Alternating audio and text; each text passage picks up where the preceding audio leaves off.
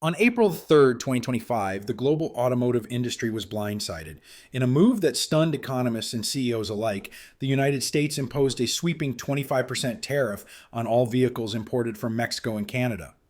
The stated objective was simple and populist: bring manufacturing jobs back to American soil, protect domestic automakers, and realign the country's industrial focus.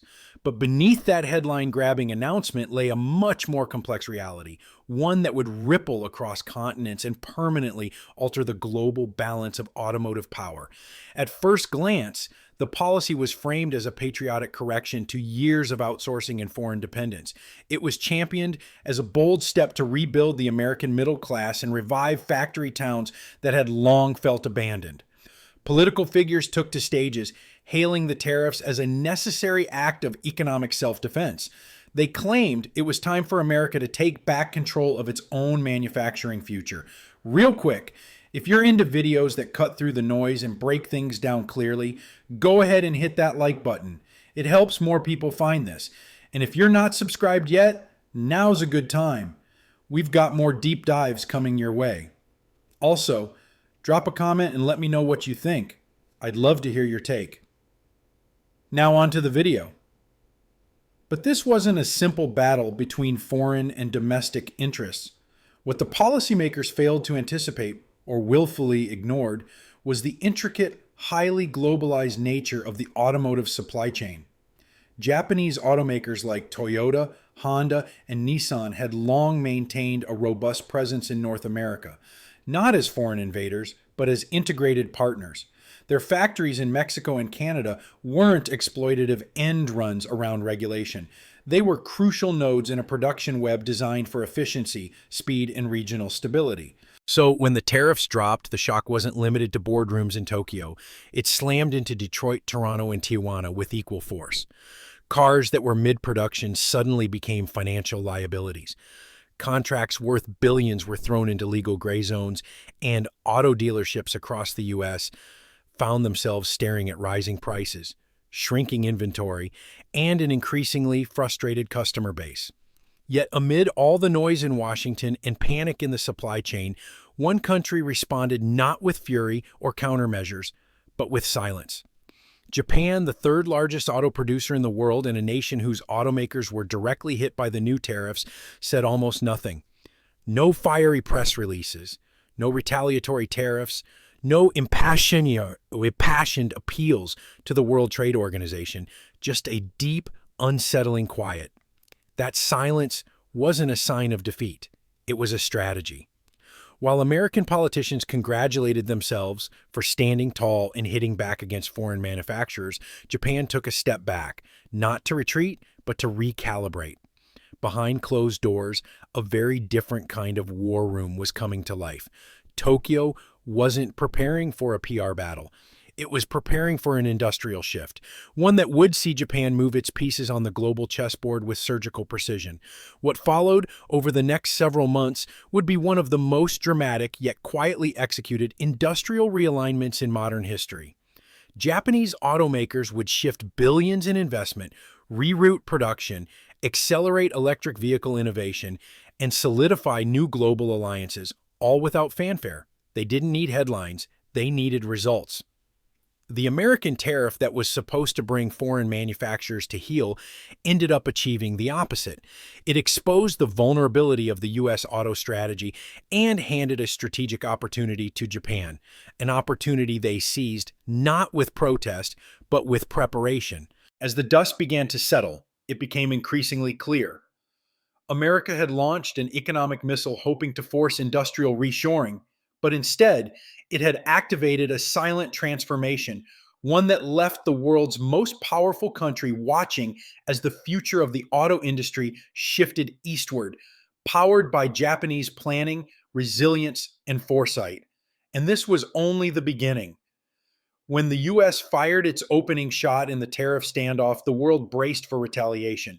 Allies expected Japan to respond swiftly and decisively, perhaps through public condemnation, appeals to the World Trade Organization, or countermeasures that would match America's aggression blow for blow. But none of that happened. Instead, Japan chose silence.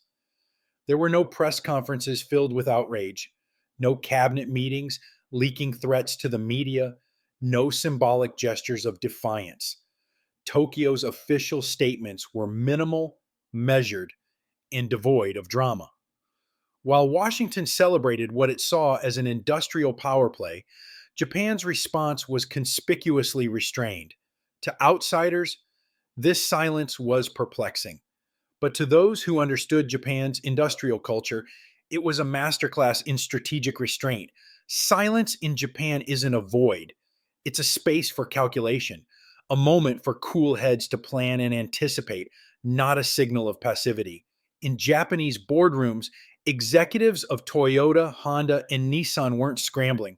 They were reviewing decades of contingency planning. This wasn't their first experience with political whiplash.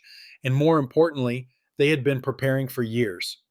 Culturally, Japan favors indirect confrontation and long term thinking.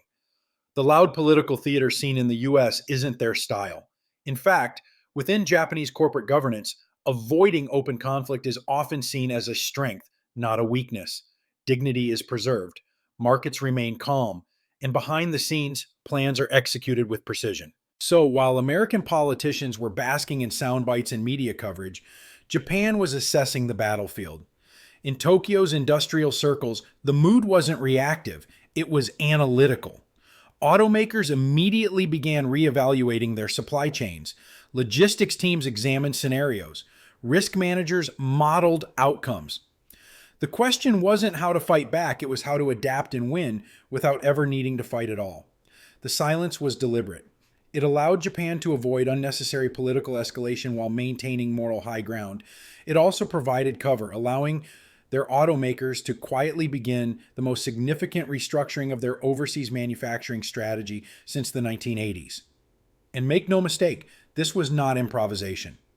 Japanese firms had already spent the last decade enhancing flexibility across their production networks. The tariffs were a trigger, not a surprise. The moment the policy landed, Japan didn't panic. They activated a plan. The silence masked a flurry of internal action. Factories in Southeast Asia were notified to prepare for increased output. Shipments were rerouted. Legal teams began renegotiating contracts with suppliers to shift production locations. Regional governments in Thailand and Vietnam received phone calls about expanded investment. Behind the curtain, Japan was mobilizing. This contrast between America's noisy declaration and Japan's quiet recalibration signaled a deeper difference in mindset. The US was focused on optics, winning headlines and voter approval. Japan was focused on longevity, ensuring continuity of business, protecting jobs, and maintaining innovation pipelines. In this global chess game, America played with a sledgehammer. Japan moved with a scalpel. That silence wasn't surrender. It was strength. And as the weeks passed, it became clear. Japan's refusal to engage in a war of words wasn't a failure to act. It was a signal that they were already several steps ahead. Long before the world heard about a 25% tariff on Mexican and Canadian auto imports, Japanese automakers were already preparing for exactly this kind of disruption. The seeds of resilience had been planted not in 2025, but as far back as 2018, when America first began to flirt with protectionist trade rhetoric under the banner of economic nationalism. Back then, while most industries hoped it was just political bluster, Japanese car makers took it seriously. They quietly began investing in what would become a masterclass in corporate foresight. Toyota, Honda, and Nissan recognized a troubling pattern. Global supply chains were becoming political battlegrounds. What used to be economic decisions were now subject to the whims of geopolitical friction. That kind of volatility couldn't be ignored, so they made a choice to prepare. By 2019, Toyota had launched a risk mitigation task force dedicated to geopolitical insulation. Its goal: ensure Toyota's global operations could remain profitable and uninterrupted, even if major trade agreements collapsed. By 2020, Honda had invested over $2 billion in Southeast Asian manufacturing hubs. Nissan, meanwhile, had begun testing hybrid supply routes between Vietnam and Indonesia, preparing for scenarios where U.S. market access could tighten. These weren't just token moves, they were full-scale insurance policies against the future. By 2022, over 30% of Japan's EV-related components were no longer dependent on North American factories. New plants were popping up in Malaysia, the Philippines, and Thailand, not because labor was cheaper, but because geopolitical risk was lower. Japan had quietly diversified its manufacturing footprint to avoid exactly what happened in April 2025. This wasn't doomsday prepping, it was long-term strategic planning. One of the most crucial pivots came in battery technology. Toyota, already an early leader in hybrid systems, ramped up research into solid-state batteries with labs in Osaka and Jakarta. Honda's software development teams partnered with Indonesian universities to build localized vehicle operating systems. Nissan formed a multi-country alliance for rare earth mineral supply, bypassing potential bottlenecks from China or the US. By the time the tariff announcement came, Japanese automakers didn't need to scramble. They just pressed go on their contingency plans. While American firms struggled to adapt, Japan executed. What's remarkable is that this preparation didn't hinder Japan's current performance. It enhanced it. Their diversified footprint meant they could serve Asian, African, and European markets with faster turnaround and fewer delays. American tariffs may have closed one door, but Japan had already built 5 others. Perhaps most impressively, Japanese firms did this quietly. Investors weren't spooked, markets weren't rocked, production wasn't interrupted. The public didn't even notice. 7 years of preparation allowed Japan to do the unthinkable, turn a global trade ambush into a soft landing. While other nations reacted, Japan simply adapted, not because they were lucky, but because they were ready. The intent behind the tariffs was clear: bring jobs home, strengthen domestic manufacturing, and force foreign automakers to shift production to the U.S. But almost immediately, cracks began to show in the logic. Rather than reindustrializing America, the policy triggered a wave of disruption that hurt the very people it was designed to protect. Car dealerships across the country were among the first to feel the pain. Suddenly, inventory shipments from Canada and Mexico were delayed or canceled. Models that had once been mainstays on dealership lots, affordable sedans, reliable hybrids, and popular family SUVs became scarce. With demand high and supply throttled, prices spiked. For the average American consumer, the sticker shock was immediate. Prices jumped by thousands of dollars on some models. Monthly payments became unaffordable for families already squeezed by inflation, and many buyers who had planned to upgrade or replace their vehicles found themselves priced out or forced to settle for less. But it wasn't just consumers. U.S.-based suppliers, those small and mid-sized firms that make everything from brake components to onboard software, began to suffer. Many of these companies had long-standing contracts with Japanese automakers operating in North America. Suddenly, those contracts were in limbo. With production lines freezing, orders dried up, and payments were delayed. In places like Ohio, Kentucky, and Alabama, where foreign automakers had invested billions into U.S. plants, local economies began to feel the pinch. Over time, hours were cut. Temporary workers were let go. In smaller factories that relied on predictable orders found themselves staring at empty order books. The irony was staggering. A policy meant to restore American jobs was undermining them in real time. Meanwhile, American automakers weren't prepared to fill the gap. Many still relied heavily on overseas components themselves. Their EV development pipelines were behind schedule. Scaling up domestic production wasn't a matter of flipping a switch. It required years of retooling, labor retraining, and supplier ramp-up. And so, while the tariffs may have been politically satisfying, they were economically damaging.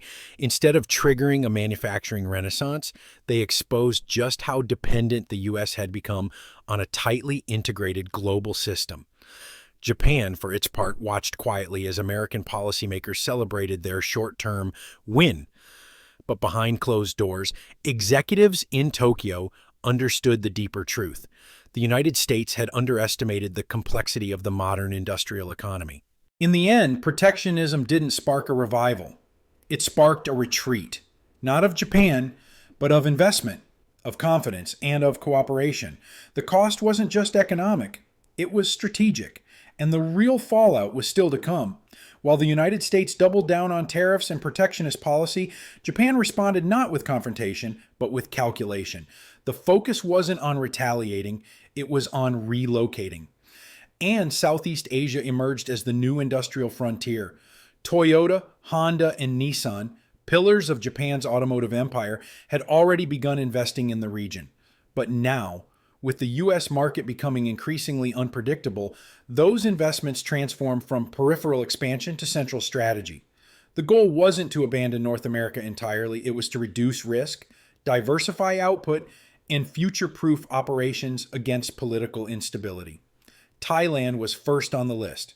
Known as the Detroit of Asia, the country already had a mature automotive infrastructure. Toyota doubled down, fast-tracking the construction of a battery production megafactory near Bangkok.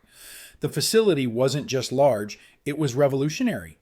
Built with vertical integration in mind, the plant would manufacture everything from raw lithium processing to full EV battery assembly, cutting costs and boosting supply chain control. At the same time, Nissan restructured its operations in Vietnam. Hanoi's government, eager to attract foreign direct investment, had been offering aggressive incentives. Nissan responded by relocating several assembly lines to the region. The move wasn't just strategic from a cost perspective, it also placed Nissan within striking distance of growing EV markets in Southeast Asia and Oceania. Meanwhile, Honda made a bold move in Indonesia, launching a joint initiative with local tech startups to co-develop modular electric vehicle platforms. These platforms would allow multiple vehicle types, scooters, compact cars, and delivery vans to be built from the same base architecture. The result? Faster development, lower production costs, and adaptable vehicle types tailored for diverse regional needs. What made Japan's pivot so effective wasn't just the speed or scale, it was the subtlety.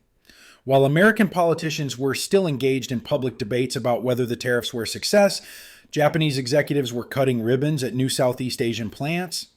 Japan moved swiftly but quietly, avoiding the noise while building something resilient and scalable. It wasn't just about geographic repositioning. This shift enabled Japan to plug directly into some of the world's most promising electric vehicle ecosystems. Southeast Asia offered three critical advantages: a young, tech-savvy workforce, friendly regulatory environments, and governments eager to partner on sustainability goals. This pivot also came with geopolitical foresight. Countries like Thailand and Indonesia have relatively neutral trade relations with the US, China, and the EU, making them perfect buffers in a volatile global trade landscape. By expanding in these zones, Japan insulated its production network from the kind of unilateral shocks that the 2025 tariffs represented. Internally, Japanese executives knew this shift wasn't temporary. It was a long-term realignment. What began as a response to American trade aggression quickly evolved into a blueprint for Japan's industrial future. Their manufacturing centers were no longer reliant on a single foreign power's political mood. They had become distributed, flexible, and regionally integrated. This was more than a pivot. It was a repositioning on a global chessboard, one that would allow Japan to maintain control over its destiny in an increasingly uncertain economic world. The 2025 tariffs weren't just an obstacle. For Japan, they became an unexpected accelerator, a catalyst that pushed the country's automakers to move faster, think bigger, and innovate bolder. Rather than simply absorb the blow and continue with business as usual, Toyota, Honda, and Nissan saw an opportunity, turn crisis into transformation. The cornerstone of this transformation was electric mobility. Long before the U.S. attempted to use trade policy as an industrial weapon, Japan had been a global pioneer in hybrid vehicles. But now, with internal combustion under pressure and supply chains at risk, Japanese automakers took aim at the next frontier: full-scale electrification. Toyota, known for its legendary Prius, decided to fast-track development of solid-state batteries, a game-changing technology that promised faster charging, higher energy density, and longer lifespan. Rather than simply compete on today's EV battleground, Toyota wanted to own tomorrow's.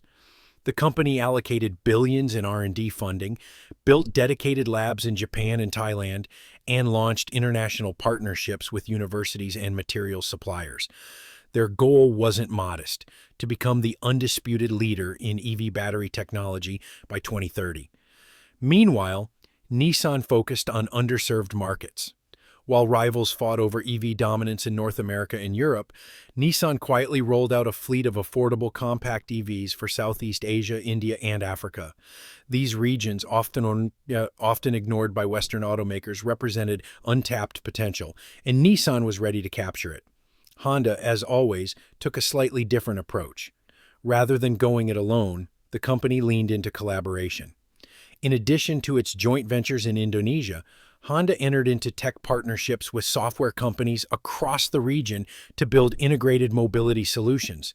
Think EVs with adaptive AI, optimized for congested urban environments and regional logistics challenges. This wasn't innovation for innovation's sake. It was targeted, strategic, and purpose-driven. Japan wasn't just trying to survive the tariff storm. They were using it as justification to leap forward. There was also a powerful psychological effect at play. Internally, many Japanese executives viewed the tariffs not just as an economic issue, but as a wake-up call. A reminder that relying too heavily on any one country, even a close ally like the US, was a risk. That realization injected urgency into their innovation pipelines. The results spoke for themselves. By the end of 2025, Japanese automakers had announced over $15 billion in new EV-related investments. Several new models, ranging from city compacts to mid-range SUVs, were unveiled ahead of schedule, and most importantly, consumer demand responded. In Asian and European markets, pre-orders for Japanese EVs surged. The US, meanwhile, struggled to match pace. While Washington congratulated itself on making a stand, American manufacturers were still grappling with chip shortages, battery bottlenecks, and underdeveloped EV platforms. In this way, the tariffs became more than just a policy blunder. They became the very thing that propelled Japan into the next era of automotive dominance. What started as a blow to production became the spark that ignited a revolution. To understand Japan's response, one must first dismantle the myth that they abandoned North America. That wasn't the case. Instead, Japan did something far more strategic. They stayed in the U.S. market as a seller, but shifted their production to safer, more predictable territories. This wasn't a departure, it was a recalibration. The difference between retreat and repositioning lies in intent. Japanese automakers didn't give up on the American consumer. They gave up on the political unpredictability that came with making cars on American soil. With rising regulatory uncertainty, shifting tax regimes, and the ever-present threat of new tariffs, North America had simply become too unstable to rely on as a core manufacturing hub. So Japan made its move quietly, efficiently, and permanently. One of the boldest steps came from Toyota, which announced a massive investment into a fully electric Lexus plant in Shanghai. On the surface, this seemed like a standard expansion into the world's largest EV market. But beneath the surface, it signaled something much deeper, that Toyota was now aligning its premium EV future with China, not the United States. At the same time, Nissan unveiled its plans for a $1.5 billion compact EV campus in Guangzhou, with an aggressive launch schedule aimed at producing 10 new models by 2027. The message was clear. Nissan wasn't just playing defense, it was aiming to lead. Honda, although quieter, wasn't idle. It secured key battery tech partnerships in Shenzhen and signed long-term mineral supply contracts with Vietnamese firms. These moves locked in critical EV infrastructure for the next decade. By mid-2026, over 4% of Japan's EV production had shifted outside North America. And yet, their presence in the U.S. consumer market remained strong. Their vehicles continued to sell. Their dealerships remained open. Their marketing campaigns still targeted American families. That's the brilliance of the strategy. Japan left the risk behind, but not the reward. This shift also allowed them to redirect engineering talent toward future-focused projects, autonomous vehicle development, ultra-lightweight materials, eye-assisted driving platforms, all from innovation hubs in Asia where governments actively supported high-tech development with grants, subsidies, and tax breaks. In contrast, American firms remained weighed down by outdated regulatory frameworks and slow-moving infrastructure investment. They were locked in a defensive posture while Japan was playing offense. By building the future elsewhere, Japan didn't lose the U.S. market. They simply stopped depending on it. And in doing so, they gained something more valuable than short-term market share. They gained freedom. As Japan forged ahead with innovation and strategic expansion, the United States found itself stuck in a loop of self-congratulation. Policymakers praised the tariffs as a patriotic act of economic protectionism, but on the ground, their intended effects failed to materialize. The very industries they sought to rejuvenate were instead left scrambling, dealing with higher input costs, fractured supply chains, and falling behind in the electric race. American automakers, many of whom relied on components from Mexico, Canada, and Asia, faced immediate production delays. Facilities in Michigan and Ohio that once hummed with activity began reporting extended downtimes.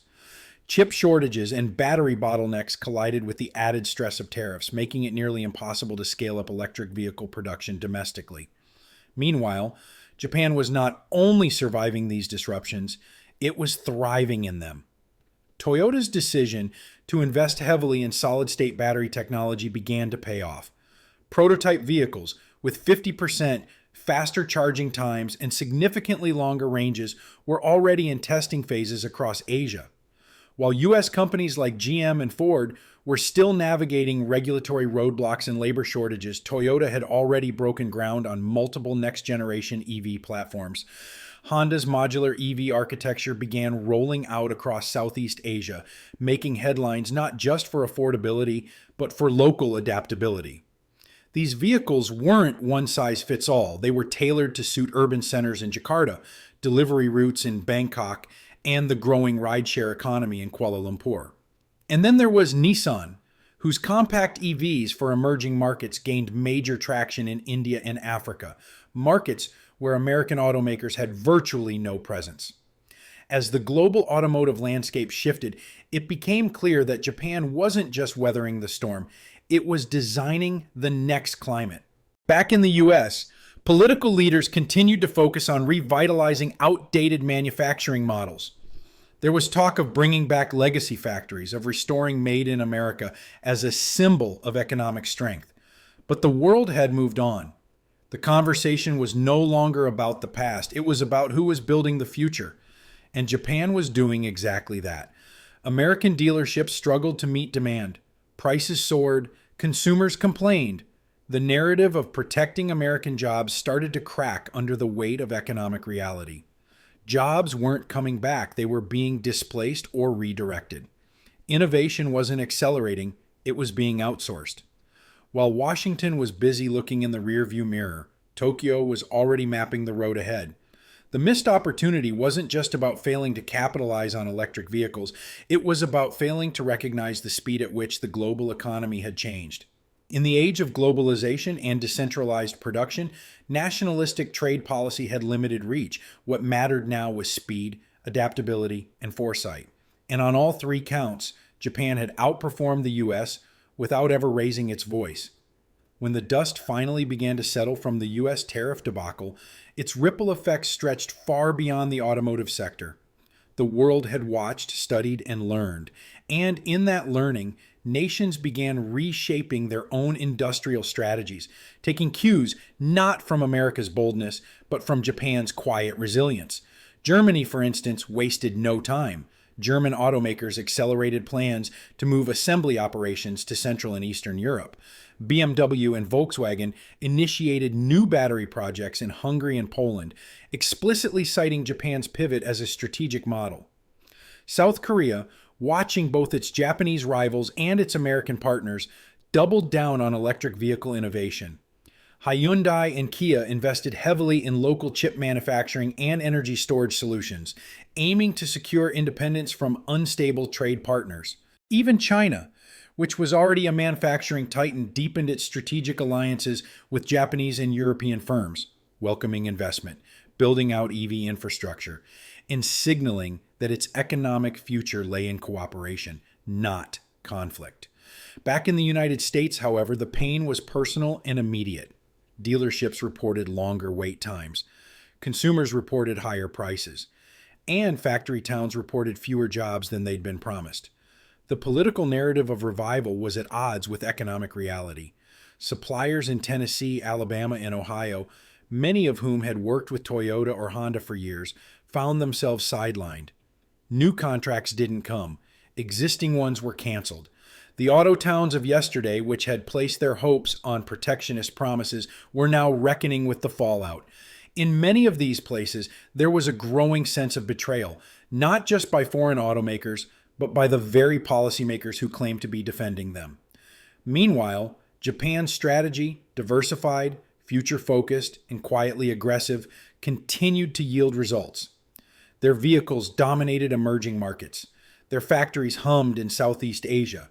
Their EV patents surged in global rankings, and their reputation as stable, forward-thinking players in a chaotic world economy only grew stronger. The lesson was hard-earned but undeniable. Industrial resilience isn't built with slogans, it's built with strategy. What the world had witnessed was not just a trade dispute, it was a full-blown case study in 21st century industrial warfare. The weapons weren't missiles, but tariffs. The battleground wasn't a war zone, but the global supply chain. And the victors weren't the loudest, but the smartest. Japan showed that in an interconnected world, silence can be stronger than shouting. That calculated planning can outperform reactionary politics. And that the future belongs to those who build for it quietly, patiently, and with purpose. The auto industry had been reshaped, the global map redrawn. And at the center of it all was a lesson every nation, every business, and every policymaker should remember: adapt or be left behind. Once again, thanks for watching this video. If you got something out of this, hit that like button and make sure you're subscribed so you don't miss the next one. And hey, let me know your thoughts in the comments. Agree, disagree, or something in between. I'd love to hear it.